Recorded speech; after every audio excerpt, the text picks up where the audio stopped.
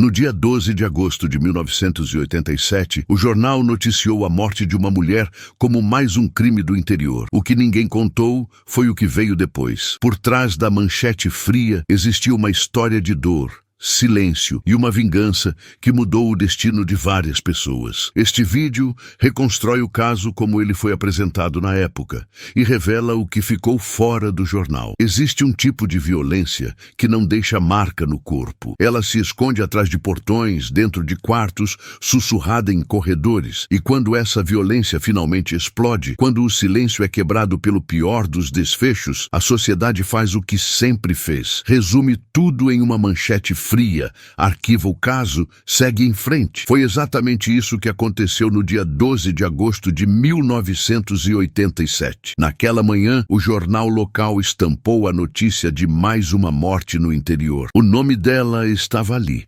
impresso entre outras tragédias cotidianas. Para quem lia de relance, era apenas mais um crime, mais uma mulher, mais um desfecho trágico numa época em que esses desfechos eram tratados como fatalidade. Mas por trás daquela manchete existia uma história que ninguém quis contar. Uma história que começou muito antes daquele dia de agosto e que se estendeu por anos depois dele, moldando destinos, destruindo reputações, transformando pessoas comuns em agentes de uma justiça que o Estado nunca ofereceu. O que você vai ouvir agora não é uma história de redenção, não é uma narrativa com heróis e vilões claramente definidos. É a reconstrução de um caso real, baseada em documentos da época, relatos de pessoas que viveram aqueles acontecimentos e decisões que foram tomadas longe dos holofotes, no silêncio das casas, nas conversas sussurradas entre parentes,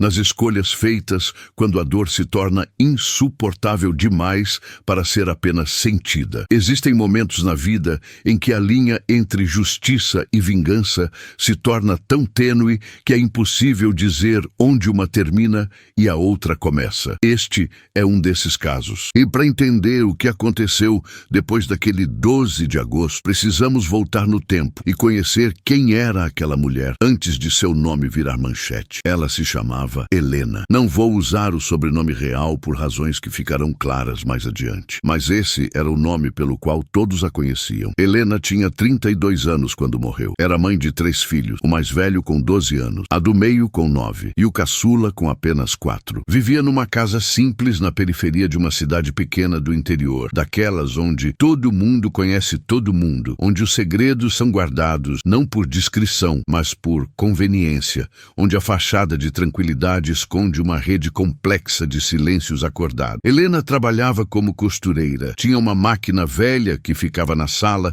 e passava as tardes fazendo consertos, ajustes em roupas, vestidos para festas. Era conhecida pelo trabalho caprichoso. As clientes diziam que ela tinha mãos de fada, que conseguia transformar qualquer tecido em algo bonito. O que essas mesmas clientes não diziam, mas sabiam, é que Helena também tinha marcas, roxos que apareciam e desapareciam, explicações vagas sobre quedas, esbarrões, acidentes domésticos, aquele tipo de mentira que todo mundo finge acreditar porque é mais confortável do que encarar a verdade. O marido dela se chamava Júlio, trabalhava como mecânico numa oficina no centro da cidade. Era considerado um bom profissional, alguém que entendia de motores, que conseguia fazer qualquer carro velho voltar a funcionar. Nos finais de semana, frequentava o boteco da esquina, onde jogava sinuca e bebia com os amigos. Para os vizinhos, para os conhecidos, para qualquer um que olhasse de fora, Júlio e Helena formavam um casal normal. Tinham problemas como todo casal tem, discussões como todo mundo discute, nada que chamasse atenção suficiente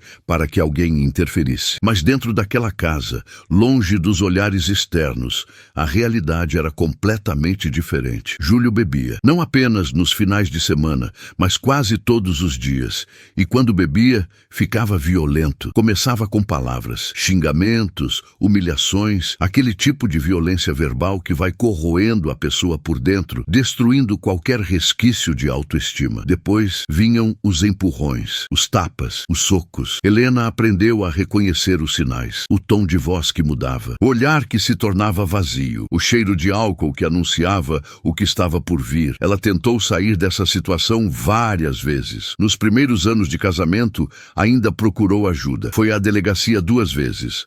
Na primeira, o policial que a atendeu perguntou se ela tinha certeza do que estava fazendo, se não seria melhor voltar para casa e tentar resolver as coisas em família. Na segunda vez, registraram um boletim de ocorrência que nunca gerou nenhuma consequência. Júlio foi chamado para prestar depoimento, negou tudo, disse que Helena estava exagerando, que aquilo era coisa de casal e voltou para casa no mesmo dia. Helena também tentou pedir ajuda à família, mas a família dela tinha vergonha. Vergonha de admitir que a filha tinha feito uma má escolha. Vergonha de reconhecer que aquele casamento era um erro. A mãe de Helena chegou a dizer, numa dessas conversas dolorosas que marcam para sempre, que casamento era assim mesmo, que toda mulher passava por dificuldades, que ela precisava ter paciência, que com o tempo as coisas melhorariam. Com o tempo, as coisas só pioraram. A violência foi escalando. Júlio começou a ameaçá-la na frente dos filhos. Dizia que se ela tentasse sair de casa, ele a encontraria. Dizia que se ela o deixasse, ele mataria ela e as crianças. Dizia que ninguém acreditaria nela, que todo mundo na cidade o conhecia como um homem trabalhador, um pai de família, e que ela não passava de uma louca que inventava histórias. E a parte mais terrível é que ele estava certo, porque quando Helena tentou novamente pedir ajuda, quando voltou à delegacia pela 3ª vez, com o rosto marcado e o braço roxo, o que ouviram foi exatamente isso, que ela devia estar exagerando, que briga de marido e mulher era normal, que ela devia pensar nos filhos antes de querer destruir uma família. Foi nesse contexto, nessa armadilha de violência e silêncio, que chegou o dia 12 de agosto de 1987. Naquela noite, Júlio voltou para casa mais bêbado do que o normal. Tinha brigado com alguém no bar. Estava nervoso, alterado. Helena tentou acalmá-lo. Pediu que ele fosse dormir, que descansasse. Mas Júlio não queria acalmar. Queria briga. Começou a gritar, a acusá-la de coisas absurdas, a dizer que ela não prestava, que a casa era uma bagunça, que os filhos estavam mal educados por culpa dela. Helena tentou se defender. Disse que estava cansada, que tinha trabalhado o dia inteiro, que ele estava sendo injusto, e foi nesse momento que Júlio partiu para cima dela com uma fúria que ela nunca tinha visto antes. Ele a jogou contra a parede, socou seu rosto repetidas vezes. Quando ela caiu no chão, ele começou a chutá-la. As crianças estavam no quarto ao lado, ouviram tudo. O filho mais velho tentou intervir, mas era só uma criança. Júlio o empurrou e trancou a porta. O que aconteceu depois daquilo ficou registrado apenas no laudo do legista. Helena sofreu traumatismo craniano, fraturas múltiplas, hemorragia interna. Quando a ambulância chegou, já era tarde demais. A notícia saiu no jornal do dia seguinte. Mulher morre em briga doméstica no bairro periférico da cidade. 2 colunas no canto inferior da página. Júlio foi preso em flagrante. Alegou legítima defesa. Diz que Helena tinha o atacado primeiro, que ele apenas se defendeu, que tudo saiu do controle sem querer. O advogado que o defendeu usou os argumentos clássicos. Era um homem trabalhador, pai de família, não tinha antecedentes criminais, estava sob efeito de álcool e não tinha consciência plena de seus atos. O processo correu na justiça comum. Demorou meses para ir a julgamento. Quando finalmente chegou ao tribunal, Júlio foi condenado a 8 anos de prisão por homicídio doloso. Mas com os benefícios da lei, com a progressão de regime, com o argumento de bom comportamento, ele cumpriu apenas 3 anos e meio. Saiu em liberdade condicional no início de 1991, voltou para a mesma cidade, para a mesma casa, como se nada tivesse acontecido. E é aqui que a história que o jornal não contou começa de verdade. Porque quando Júlio saiu da prisão, ele acreditava que tudo tinha voltado ao normal, que ele tinha pago pela sua dívida com a sociedade, que podia recomeçar. O que ele não sabia é que existiam pessoas que nunca tinham esquecido, pessoas que nunca tinham perdoado, pessoas que passaram aqueles 3 anos e meio planejando algo que ia muito além da justiça oficial. Os 3 filhos de Helena tinham ficado sob os cuidados da avó materna. A mesma mulher que anos antes tinha dito à filha que ela devia ter paciência com o casamento. Agora vivia com a culpa de não ter feito mais, de não ter acreditado o suficiente, de não ter protegido Helena quando ainda era possível. E essa culpa se transformou em algo corrosivo, em uma determinação fria de garantir que Júlio pagasse de verdade pelo que tinha feito. A avó se chamava Conceição. Tinha 62 anos quando Helena morreu. Era uma mulher religiosa, frequentava a igreja todos os domingos, participava de grupos de oração. Mas a religião não trouxe conforto nenhum depois da morte da filha. Apenas intensificou a sensação de injustiça. Se Deus não punia, se a justiça dos homens era insuficiente, então cabia a ela fazer o que precisava ser feito. Conceição não agiu sozinha. Ela tinha 2 irmãos. Um deles, chamado Roberto, tinha sido militar. Já estava aposentado, mas mantinha contatos com pessoas que conheciam bem o submundo da violência, aquelas redes informais que operam fora da lei, mas seguem suas próprias regras rígidas de honra e retribuição. O outro irmão, chamado Mário, era mecânico como Júlio. Trabalhava na mesma região, conhecia as mesmas pessoas. Foi ele quem começou a coletar informações sobre a rotina de Júlio depois que saiu da prisão. Onde ele morava, onde trabalhava, quais lugares frequentava, com quem se relacionava. Durante meses, a família de Helena observou Júlio em silêncio. Não fizeram ameaças, não confrontaram, apenas observaram. E enquanto observavam, planejavam. O plano não era matá-lo, pelo menos não diretamente. O plano era destruir sua vida da mesma forma que ele tinha destruído a vida de Helena, fazer com que ele perdesse tudo: emprego, reputação, qualquer chance de recomeço. E foi exatamente isso que fizeram. Começaram espalhando rumores. Roberto, com seus contatos antigos, garantiu que informações sobre o passado de Júlio chegassem aos ouvidos certos. Em pouco tempo, todo mundo na cidade sabia que ele era um assassino, que tinha matado a esposa, que tinha saído da prisão antes do tempo. As oficinas onde ele tentava conseguir trabalho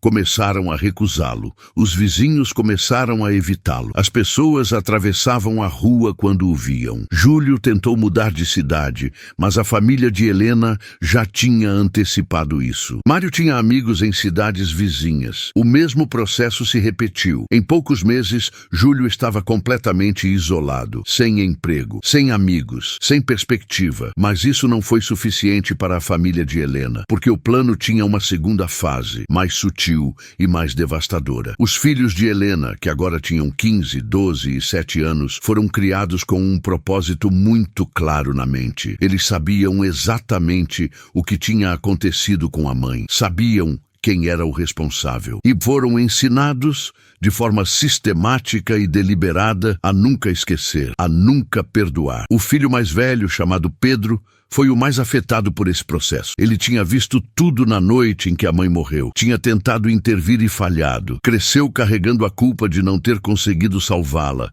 E essa culpa se transformou em ódio. Um ódio frio, calculado, alimentado diariamente pelas histórias que a avó contava, pelas lembranças que ela fazia questão de manter vivas, pelas fotos de Helena que ocupavam todos os cômodos da casa onde as crianças agora viviam. Conceição transformou aquela casa num santuário da memória de Helena. E nesse santuário, Júlio era o demônio contra o qual todos deveriam lutar. Quando Pedro completou 18 anos, em 1993, ele decidiu que tinha chegado a hora de agir. Não da forma que a família esperava, não seguindo o plano que tinha sido traçado, mas da sua própria forma. Ele foi atrás de Júlio, não para matá-lo, mas para confrontá-lo, para olhar nos olhos do homem que tinha destruído sua família e fazer com que ele sentisse, pelo menos por um momento, o peso do que tinha feito. Júlio, nessa altura, estava morando num barraco na periferia de outra cidade,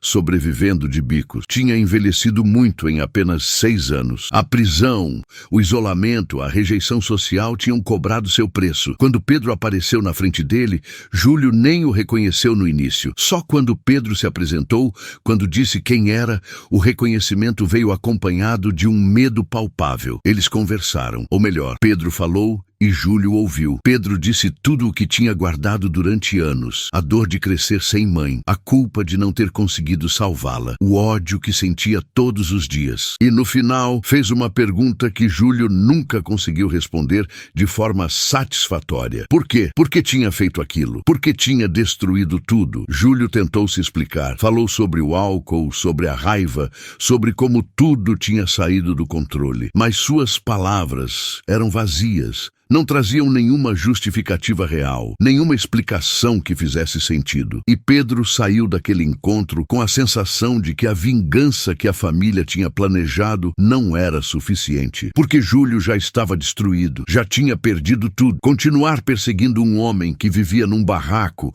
que mal conseguia sobreviver, que estava completamente quebrado, não traria Helena de volta, não apagaria a dor, não mudaria nada. Mas quando Pedro voltou para casa e contou o que tinha feito, a reação da família não foi de compreensão, foi de raiva. Conceição disse que ele tinha sido fraco, que tinha desperdiçado a chance de fazer justiça de verdade. Roberto disse que o encontro tinha sido um erro, que agora Júlio sabia que estava sendo vigiado e poderia tentar fugir ou se esconder. E foi nesse momento que Pedro percebeu algo devastador. A vingança que a família tinha planejado não era sobre Helena, era sobre eles mesmos, sobre a culpa que sentiam, sobre a necessidade de provar que eram capazes de fazer algo, de agir, de punir. Helena tinha se tornado apenas um símbolo, uma justificativa para uma violência que tinha vida própria. Essa percepção destruiu Pedro. Ele começou a questionar tudo. Questionou a avó, questionou os tios, questionou os próprios irmãos. E quanto mais questionava, mais se isolava. A família que deveria ser seu refúgio se tornou mais uma fonte de dor. Em 1995, Pedro saiu de casa, mudou de cidade, cortou contato com todos, tentou construir uma vida nova longe daquela história, longe daquela obsessão. Mas o peso do passado nunca o abandonou completamente. Enquanto isso, Júlio continuou sua vida de miséria. Nunca conseguiu se estabilizar, nunca conseguiu reconstruir nada. E em 1998, 11 anos depois da morte de Helena, Júlio foi encontrado morto no mesmo barraco onde Pedro o tinha visitado anos antes. A causa oficial foi cirrose hepática. O álcool tinha destruído seu fígado, mas quem conhecia a história toda sabia que o álcool era apenas a causa imediata. A causa real era tudo o que tinha acontecido antes. Era o peso de ter matado a própria esposa. Era o isolamento. Era a impossibilidade de recomeço. Era a vingança silenciosa que a família de Helena tinha executado com perfeição, porque eles não precisaram matá-lo diretamente. Eles criaram as condições para que ele se destruísse sozinho. E quando a notícia da morte de Júlio chegou à família de Helena, não houve celebração, não houve sensação de vitória, apenas um vazio, uma sensação de que tudo aquilo tinha sido inútil, de que a vingança não tinha trazido Helena de volta, não tinha curado a dor, não tinha mudado nada além de transformar mais pessoas em vítimas dessa história. Conceição morreu 3 anos depois de Júlio, em 2001. Passou os últimos anos da vida cada vez mais isolada, mais amarga, mais obcecada com a memória da filha. Os 2 irmãos, Roberto e Mário, seguiram suas vidas, mas nunca falaram abertamente sobre o que tinham feito. Carregaram esse peso em silêncio até o fim. A filha do meio de Helena, que se chamava Ana, seguiu um caminho completamente diferente do irmão mais velho. Ela não quis vingança, não quis confronto, quis apenas esquecer. Mudou de nome, mudou de cidade, construiu uma vida nova, como se aquela história não existisse. Mas o esquecimento tem seu preço também. Ana desenvolveu problemas psicológicos graves, depressão profunda, ataques de ansiedade, dificuldade em manter relacionamento. A tentativa de apagar o passado acabou criando um vazio que ela nunca conseguiu preencher. O filho mais novo, que tinha apenas 4 anos quando a mãe morreu, cresceu com poucas memórias de Helena. Para ele, ela era quase uma abstração, uma figura sobre a qual todo mundo falava, mas que ele nunca realmente conheceu. E talvez por isso, ele tenha sido o único que conseguiu construir algo parecido com uma vida normal. Casou, teve filhos, trabalha como professor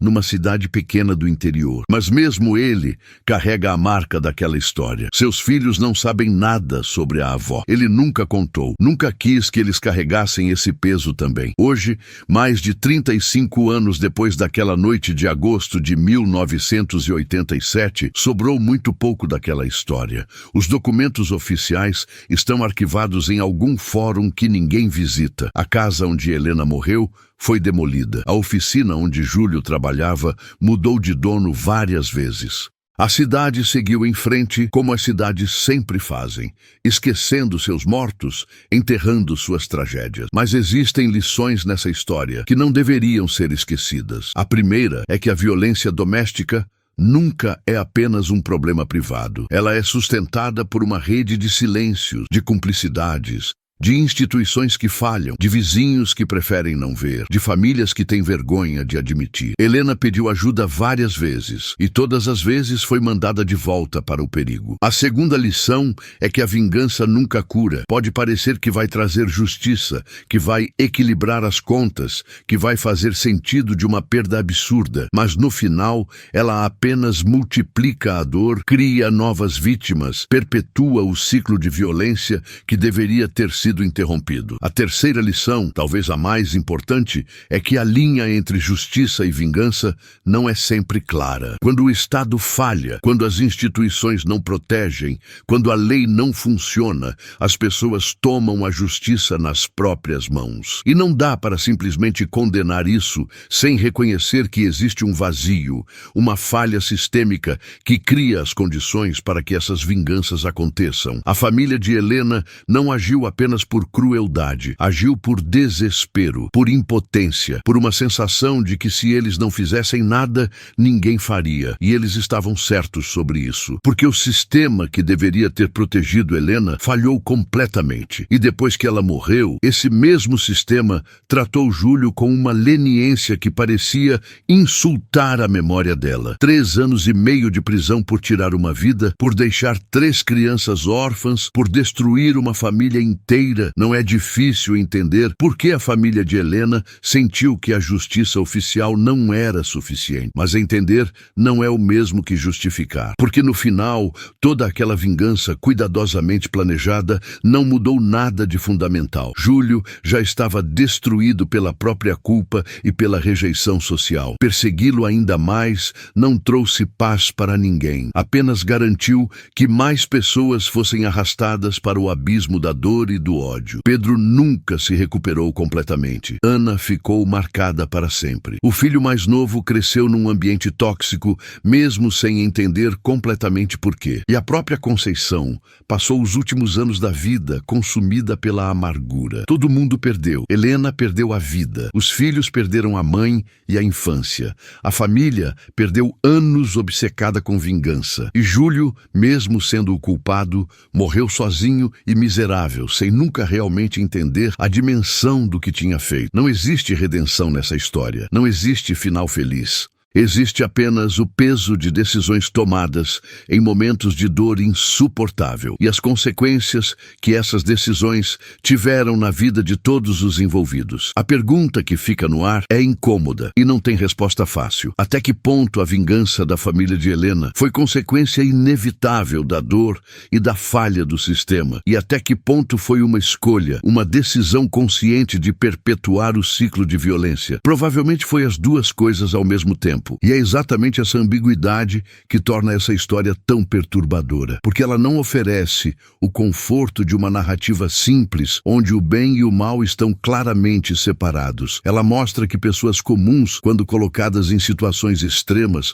são capazes de atos que elas mesmas nunca imaginariam possíveis. E mostra também que a ausência de justiça institucional cria um vácuo que será preenchido de alguma forma, mesmo que seja pelas formas mais destrutivas de justiça privada. O que o jornal noticiou em 12 de agosto de 1987 foi apenas o começo de uma história muito mais longa e muito mais complexa. Uma história sobre como a violência se perpetua através de gerações, sobre como a dor não curada se transforma em ódio, sobre como a busca por justiça pode se tornar indistinguível da busca por vingança, e sobre sobre como, no final, todo mundo perde quando escolhemos responder à violência com mais violência. Essa é a história que ficou de fora do jornal. A história que ninguém quis contar, porque ela não tem heróis, não tem vitória, não tem redenção, apenas pessoas destroçadas tentando encontrar algum sentido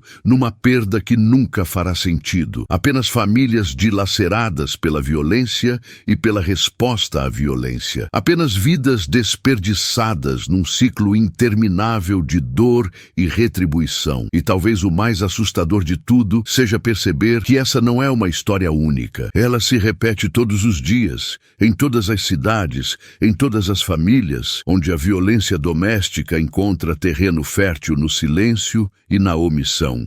Quantas Helenas existem agora mesmo pedindo ajuda e sendo ignoradas? Quantos Júlios estão praticando violência, acreditando que podem controlar, que nunca vai passar dos limites, que tudo está dentro do normal? Quantas famílias estão planejando vinganças silenciosas porque não encontraram justiça nas instituições oficiais? E quantas gerações futuras vão carregar o peso dessas histórias sem nem mesmo entender completamente de onde vem toda aquela dor? São perguntas sem respostas. Ou melhor, são perguntas cujas respostas exigem mudanças profundas na forma como a sociedade lida com violência doméstica, com justiça, com trauma intergeracional. Mudanças que vão muito além de leis e punições. Mudanças que têm a ver com criar redes reais de apoio, com levar a sério os pedidos de socorro das vítimas, com educar desde cedo sobre relacionamentos saudáveis e sobre como a violência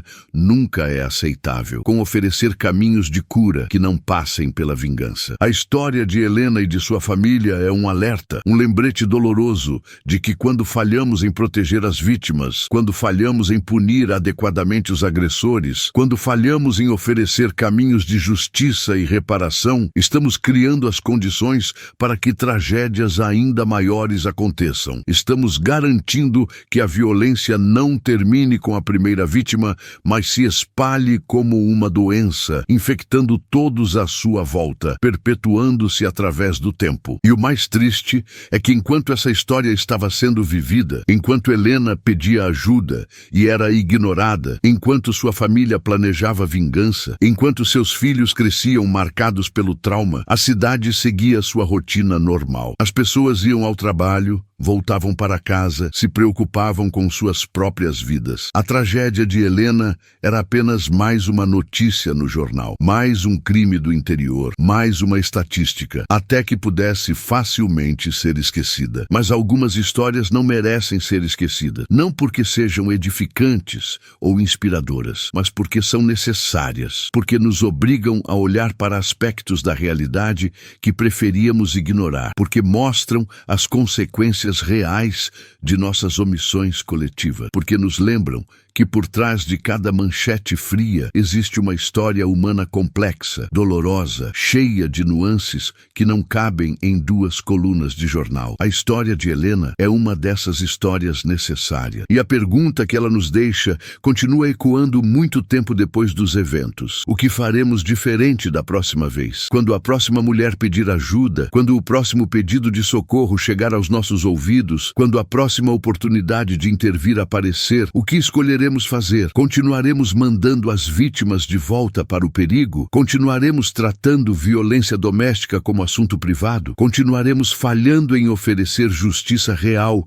e deixando que a vingança preencha esse vazio? Ou finalmente aprenderemos algo com todas essas tragédias e construiremos sistemas que realmente protejam, que realmente punam, que realmente ofereçam caminhos de cura? A resposta a essas perguntas determinará quantas outras histórias, como a de Helena, ainda serão escritas, e quantas famílias ainda serão destruídas pela combinação mortal de violência, omissão e vingança. O peso dessa história não terminou com a morte de Júlio, nem com o passar das décadas. Ele continuou se manifestando de formas inesperadas, em pessoas que nem sequer conheceram Helena, em decisões tomadas por aqueles que cresceram à sombra daquele agosto de 1987. Porque trauma não respeita cronologia. Ele se enraiza, se espalha, contamina gerações inteiras com uma dor que muitas vezes nem consegue ser nomeada. Pedro,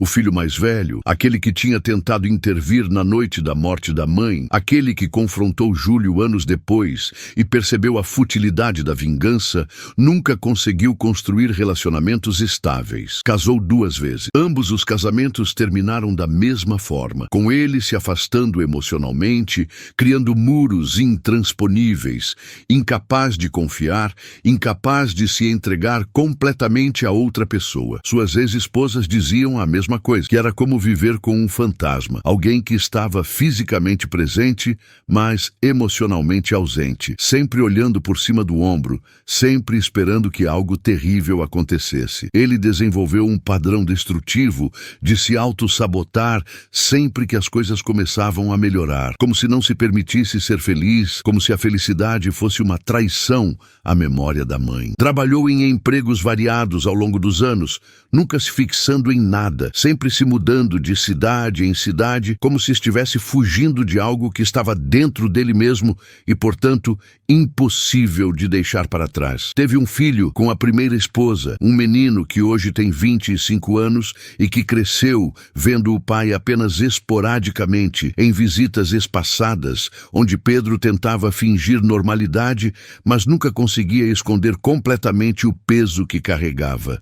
Esse neto de Helena, que nunca soube a história completa da avó que nunca conheceu, cresceu com a sensação de que algo estava errado na família, algo não dito, um segredo tóxico que todos carregavam, mas ninguém explicava. Ele desenvolveu ansiedade crônica desde a adolescência, ataques de pânico sem causa aparente, uma sensação constante de que algo ruim estava prestes a acontecer. Fez terapia por anos tentando entender de onde vinha aquela angústia, e só recentemente, já adulto, começou a conectar os pontos, a perceber que aquilo que sentia tinha raízes em uma história familiar que foi sistematicamente escondida dele. Ana, a filha do meio, seguiu o caminho oposto ao do irmão, Enquanto Pedro fugia constantemente, Ana se estabeleceu cedo demais. Se casou aos 19 anos com o primeiro homem que demonstrou interesse, como se estivesse desesperada por criar alguma estabilidade,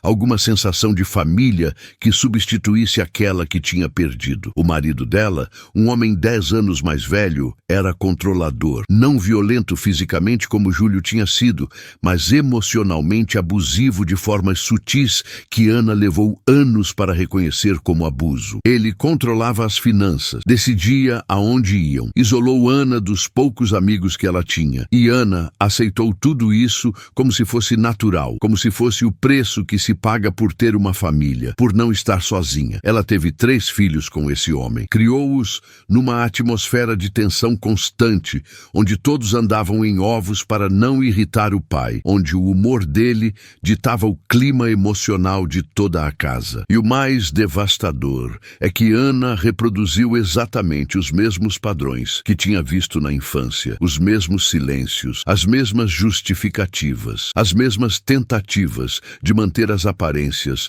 enquanto por dentro tudo estava desmoronando. Seus filhos, os netos de Helena, cresceram nesse ambiente e cada um lidou com isso de uma forma diferente. A mais velha desenvolveu um perfeccionismo patológico, uma necessidade de controlar tudo à sua volta, de ser impecável em tudo o que fazia, como se a perfeição pudesse mantê-la a salvo. O do meio se tornou extremamente retraído, quase não fala, passa horas trancado no quarto jogando videogame, desconectado do mundo real, porque o mundo real sempre pareceu ameaçador demais. E a mais nova, ainda adolescente, começou a se autoflagelar, primeiro emocionalmente com autodepreciação constante, depois fisicamente com cortes superficiais nos braços, tentando transformar dor emocional em dor física, porque pelo menos a dor física tem uma causa visível, um ponto de origem que pode ser identificado e tratado. Ana só percebeu o padrão que estava repetindo quando a filha mais nova foi hospitalizada após uma tentativa mais séria de se machucar. Foi naquele hospital, conversando com uma psicóloga, que Ana finalmente começou a conectar os pontos entre sua própria infância traumática e os problemas que seus filhos estavam desenvolvendo. E foi devastador perceber que, ao tentar protegê-los escondendo a história da família, ao tentar criar uma aparência de normalidade, ela tinha apenas garantido que o trauma se perpetuasse de forma ainda mais insidiosa. O filho mais novo de Helena, aquele que tinha apenas 4 anos quando ela morreu, parecia ter escapado do peso maior dessa história por ter poucas memórias conscientes da mãe. Ele se tornou professor de história numa cidade pequena, casou com uma colega de profissão, teve 2 filhos, construiu o que de fora parecia uma vida estável e bem-sucedida. Mas mesmo ele não estava imune. Desenvolvia crises de choro inexplicáveis quando via cenas de violência doméstica em filmes ou noticiário. Tinha pesadelos recorrentes dos quais acordava suando frio, mas não conseguia se lembrar do conteúdo. E tinha um medo irracional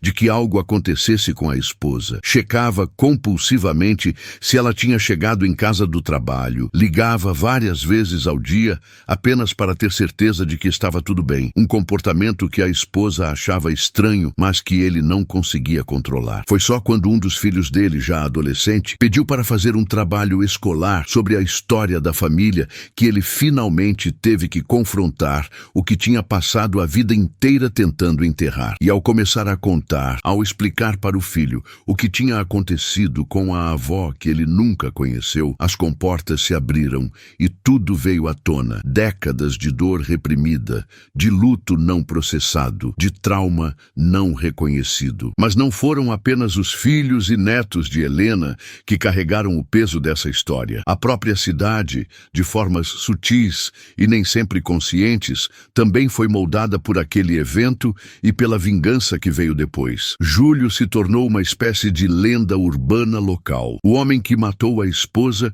e foi destruído pela vingança silenciosa da família dela. Sua história era contada em bares, usada como exemplo, transformada em moral da história. Alguns usavam para justificar violência contra agressores domésticos, dizendo que, se a justiça não funciona, a comunidade precisa agir. Outros usavam como advertência contra denunciar violência doméstica, dizendo que a vingança poderia ser pior que o crime original. E assim, aquela história real, com todas as suas nuances e complexidades, foi sendo simplificada, distorcida, transformada em ferramenta para justificar visões de mundo que já existiam antes dela. A verdade é que cidades pequenas têm memória longa, mas essa memória é seletiva e muitas vezes cruel. As pessoas se lembravam de Júlio como o monstro que matou a esposa, mas poucos se lembravam das vezes que Helena tinha pedido ajuda e sido ignorada. Se lembravam da vingança da família, mas esqueciam que a justiça oficial tinha sido patética. Se lembravam do escândalo, mas esqueciam das vítimas reais. E enquanto isso, outras mulheres na mesma cidade continuavam sofrendo violência doméstica. Continuavam pedindo ajuda e sendo mandadas de volta para casa. Continuavam sendo tratadas como se estivessem exagerando, como se briga de casal fosse algo natural e inevitável. A morte de Helena não mudou nada estruturalmente. Não levou à criação de abrigos para mulheres em situação de violência. Não mudou a forma como a polícia atendia denúncias. Não resultou em campanhas de conscientização ou programas de prevenção. Foi apenas mais uma tragédia que a cidade absorveu, digeriu e eventualmente esqueceu em sua rotina diária. Mas para aqueles diretamente afetados, para a família de Helena e todos os que vieram depois, o esquecimento nunca foi uma opção. Roberto, o irmão de Conceição, que tinha sido militar e tinha ajudado a orquestrar a vingança contra Júlio, levou seu segredo para o túmulo quando morreu em 2007. Nos últimos anos de vida, já doente, confessou à esposa o que tinha feito, o papel que tinha desempenhado em destruir sistematicamente a vida de Júlio. Esperava talvez algum tipo de absolvição, alguma confirmação de que tinha feito a coisa certa, mas a esposa apenas olhou para ele com tristeza tristeza e disse que agora entendia por que ele tinha tido tantos pesadelos ao longo dos anos, por que acordava no meio da noite gritando, porque nunca conseguiu realmente ter paz. Mário, o outro irmão, o mecânico que tinha monitorado Júlio e espalhado informações sobre seu passado, teve um destino ainda mais sombrio. Desenvolveu alcoolismo tardio, começou a beber pesadamente na casa dos 60 anos, algo que ninguém na família conseguia entender, porque ele nunca tinha tido problemas com álcool antes. Mas aqueles que conheciam a história completa viam a ironia dolorosa. Mário estava se tornando como Júlio, usando álcool para tentar apagar memórias, para tentar lidar com culpa, que não tinha outro canal de expressão. Ele morreu em 2012 de cirrose, exatamente como Júlio tinha morrido, como se o próprio corpo estivesse registrando a verdade que a mente se recusava a reconhecer, que ao destruir Júlio, eles tinham destruído algo neles mesmos também. A esposa de Mário, que tinha ficado viúva e agora vivia sozinha numa casa cheia de memórias dolorosas, começou a juntar os pedaços da história ao longo dos anos. Conversou com Ana, com Pedro, com outras pessoas que tinham sido afetadas, e o que ela descobriu a horrorizou. Percebeu que o homem com quem tinha vivido por 40 anos tinha carregado um peso que nunca compartilhou completamente, que tinha participado de algo que o corroeu por dentro, mesmo enquanto ele fingia que estava fazendo justiça. Ela decidiu fazer algo que ninguém na família tinha feito até então: contar a história completa. Procurou um jornalista local, não um dos grandes jornais, mas um pequeno blog de investigação que focava em histórias esquecidas do interior. E pela primeira vez,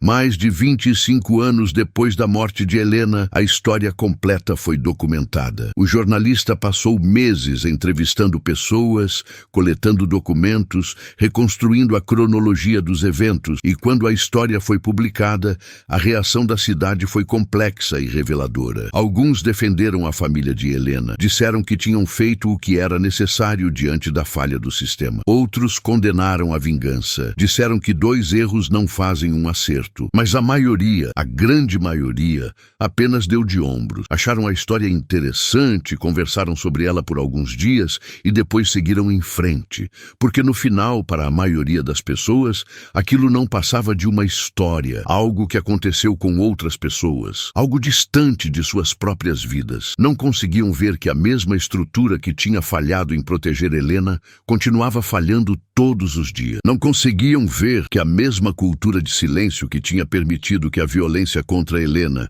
se perpetuasse continuava operando em suas próprias comunidades. Pedro leu aquela reportagem e teve uma reação visceral. Entrou em contato com o jornalista e pediu que a história fosse removida. Disse que estava violando a privacidade da família, que estava reabrindo feridas que tinham levado décadas para começar a cicatrizar. Mas o jornalista se recusou. Argumentou que era uma história de interesse público, que revelava falhas sistêmicas importantes. E naquele momento, Pedro percebeu algo fundamental. A história não pertencia mais a ele. Tinha se tornado pública, tinha entrado no domínio coletivo e agora outras pessoas tinham o direito de interpretá-la, de usá-la, de aprender com ela ou ignorá-la conforme escolhessem. Ele não tinha mais controle sobre como a memória da mãe seria preservada ou distorcida. E essa perda de controle foi quase tão dolorosa quanto a perda original. Ana reagiu de forma diferente. Ela usou a publicação da história como catalisador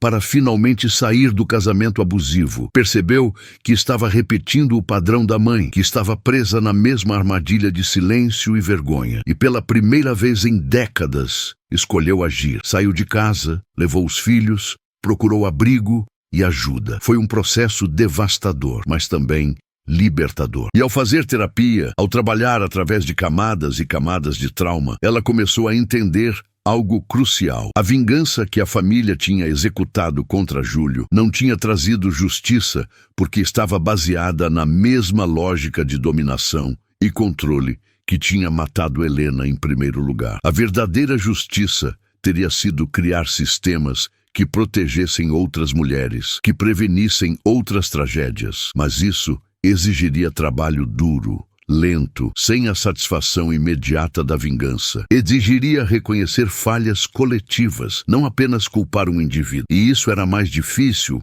menos satisfatório emocionalmente, mas infinitamente mais efetivo. Ana começou a trabalhar como voluntária num abrigo para mulheres em situação de violência. Usou sua própria história, tanto a da mãe quanto a sua própria, para ajudar outras mulheres a reconhecer os sinais de abuso, a entender que não estavam sozinhas, a ter coragem de sair. E foi nesse trabalho que ela finalmente encontrou algo parecido com redenção. Não porque apagou o passado ou curou completamente suas feridas, mas porque transformou dor em ação construtiva. Pegou o legado de trauma e violência e deliberadamente escolheu quebrá-lo, interrompê-lo, não passá-lo adiante. Seus filhos, vendo a mãe fazer esse trabalho, vendo-a finalmente enfrentar os próprios demônios, também começaram seu próprio processo de cura. A filha mais velha, aquela que tinha desenvolvido perfeccionismo patológico, começou terapia e lentamente aprendeu que não precisava ser perfeita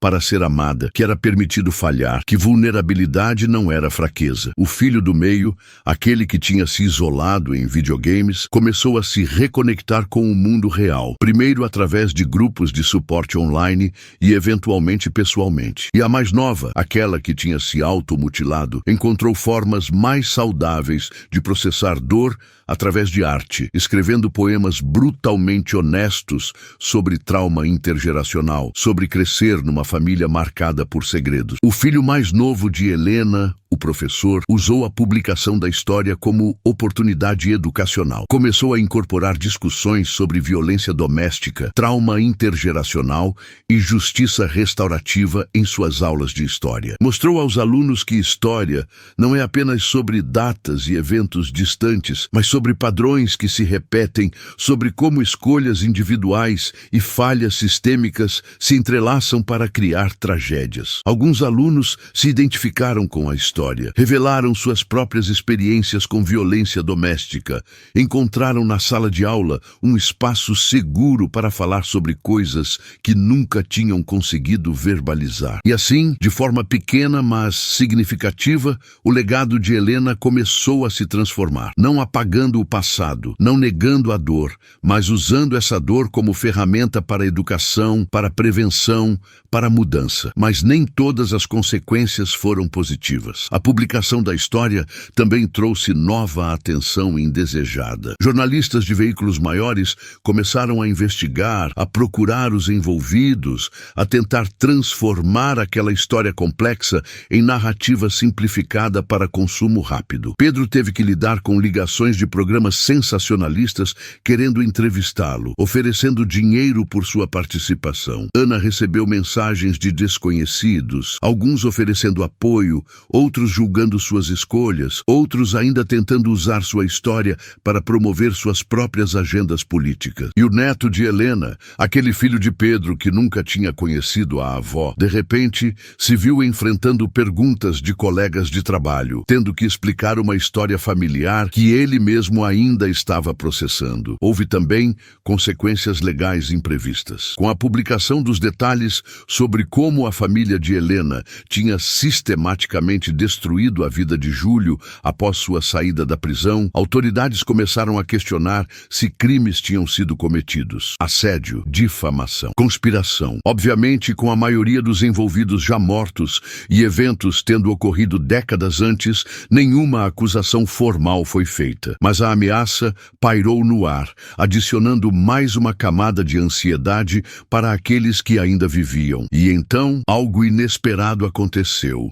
Uma mulher apareceu, alguém que ninguém na família de Helena conhecia. Ela se identificou como a segunda esposa de Júlio, de um casamento que tinha acontecido anos antes dele conhecer Helena. Ela tinha uma filha desse casamento, uma mulher de 50 anos, que cresceu sem conhecer o pai porque ele tinha abandonado a família quando ela tinha apenas 2 anos. E essa filha, ao ler a história sobre o que Júlio tinha feito, sobre como ele tinha matado Helena e depois sido destruído pela vingança da família dela, sentiu algo complexo e perturbador. Por um lado, horror pelo que o pai tinha feito. Por outro, uma estranha sensação de validação, porque agora entendia por que ele tinha os abandonado, porque nunca tinha voltado, porque nunca tinha sido parte de sua vida. Não era algo sobre ela, sobre sua mãe, sobre inadequação delas. Era algo sobre ele, sobre sua incapacidade fundamental de ser um ser humano decente. Mas junto com essa validação,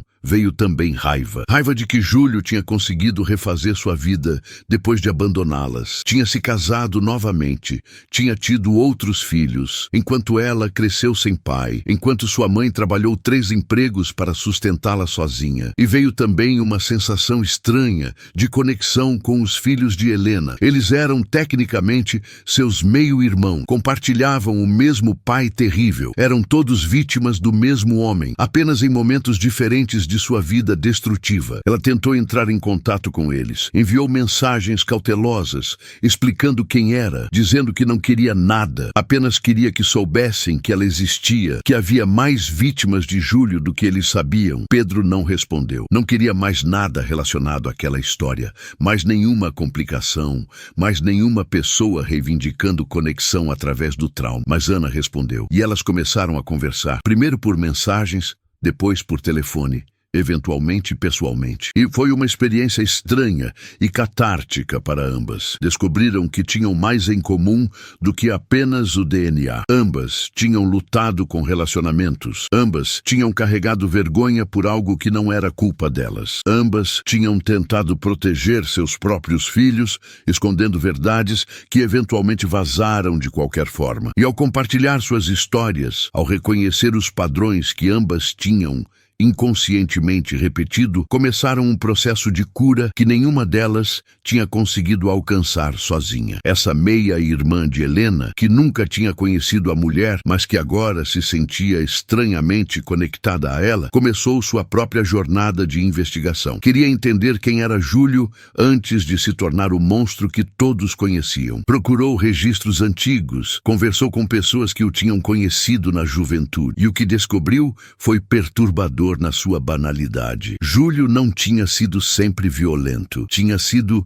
um menino normal, de uma família operária normal, com sonhos normais, mas tinha crescido numa casa onde o pai bebia e batia na mãe, onde violência era tratada como método normal de resolução de conflitos, onde homens aprendiam que sua masculinidade estava ligada à capacidade de dominar e controlar. Júlio tinha jurado que nunca seria como o pai, e provavelmente acreditou nisso sinceramente, mas sem ferramentas para processar raiva, sem modelos de relacionamento saudável, sem suporte para quebrar padrões intergeracionais, ele reproduziu exatamente aquilo que tinha jurado evitar. E essa descoberta foi devastadora, porque mostrava que não havia vilão nato nessa história. Apenas pessoas falhas, repetindo padrões destrutivos, porque não sabiam fazer diferente. Porque ninguém nunca lhes ensinou alternativas. Porque a sociedade ao redor normalizava e perpetuava esses padrões. Não justificava nada do que Júlio tinha feito. Não apagava a responsabilidade dele por suas escolhas,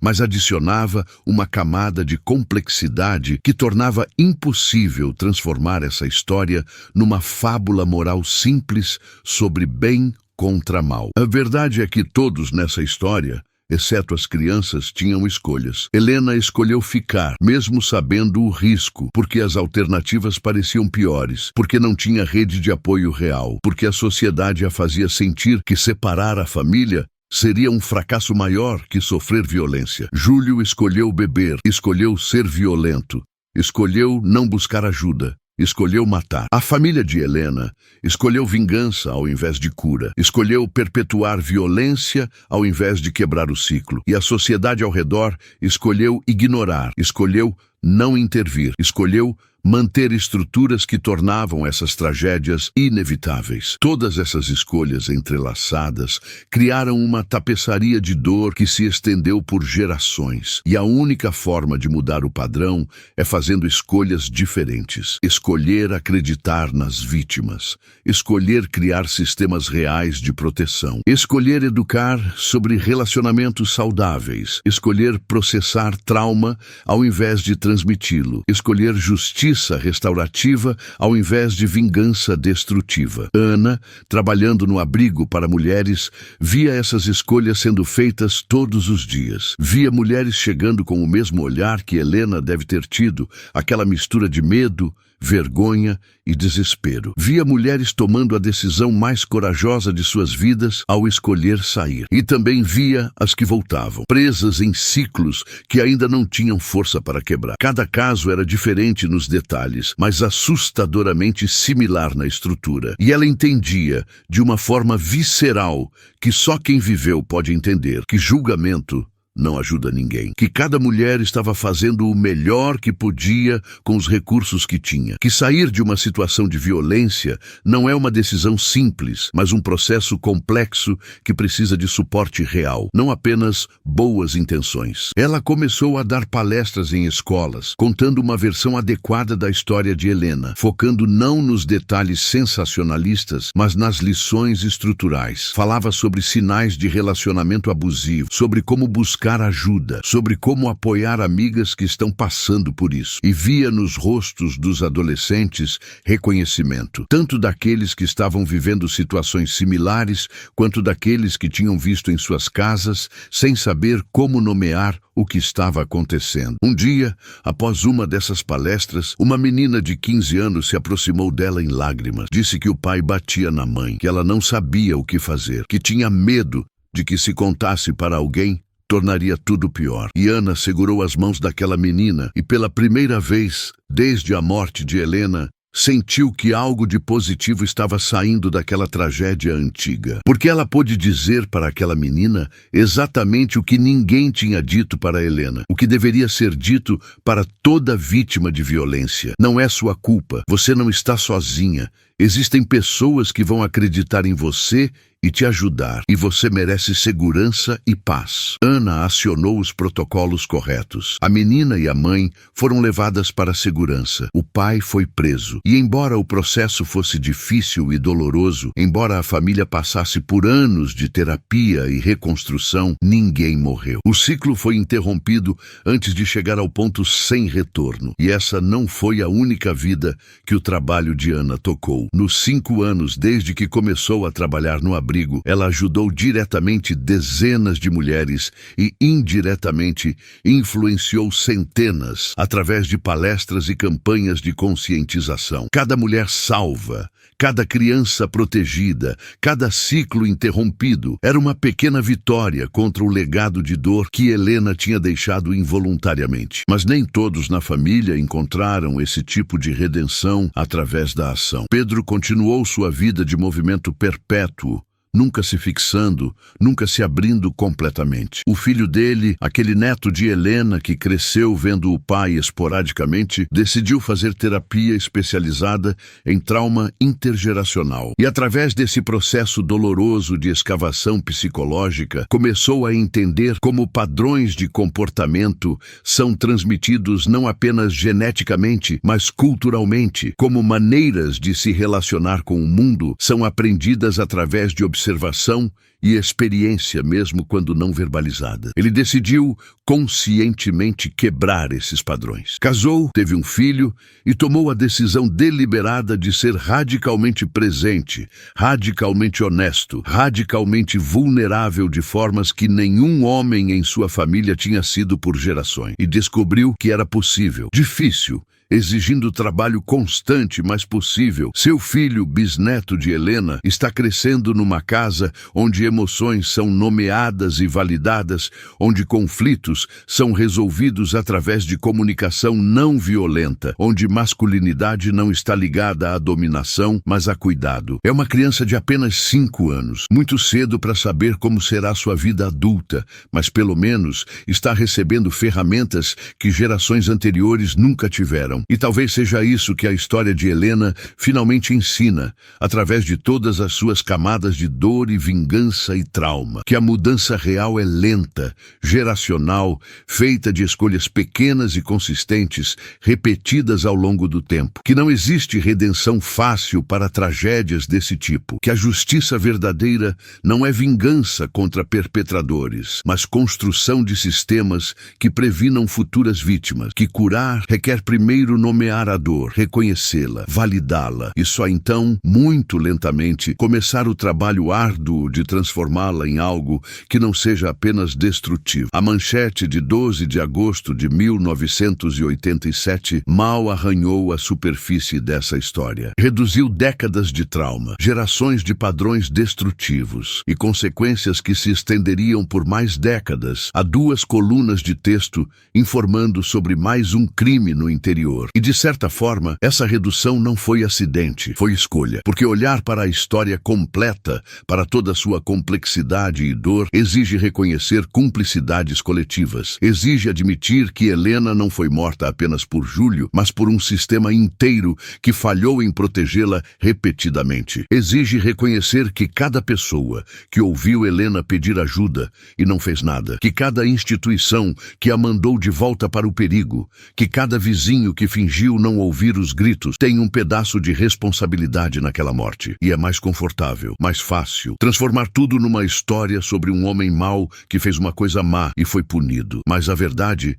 é sempre mais complicada, mais incômoda, mais exigente. A verdade é que Helena morreu não apesar da sociedade, mas por causa dela. E até que essa verdade seja realmente internalizada, até que sistemas sejam mudados, até que atitudes sejam transformadas, outras Helenas continuarão morrendo. A diferença agora é que pelo menos algumas pessoas estão fazendo o trabalho. Ana no abrigo. O neto de Helena na terapia, conscientemente quebrando padrões. A filha de Ana escrevendo poemas que nomeiam verdades antes silenciadas. O bisneto de Helena crescendo com ferramentas emocionais que gerações anteriores nunca tiveram. São vitórias pequenas, quase invisíveis na escala maior das coisas, mas são reais e talvez seja apenas através da acumulação dessas pequenas vitórias, repetidas por milhares de pessoas em milhares de contextos, que mudança real eventualmente acontece. Esse é o legado real de Helena. Não a manchete fria, não a vingança da família, mas o trabalho lento e árduo de transformar trauma em consciência, dor em ação e silêncio em testemunho. É um legado que ainda está sendo escrito por pessoas que nunca a conheceram, mas que carregam sua história como lembrete constante de por que esse trabalho importa, de por que desistir nunca é opção.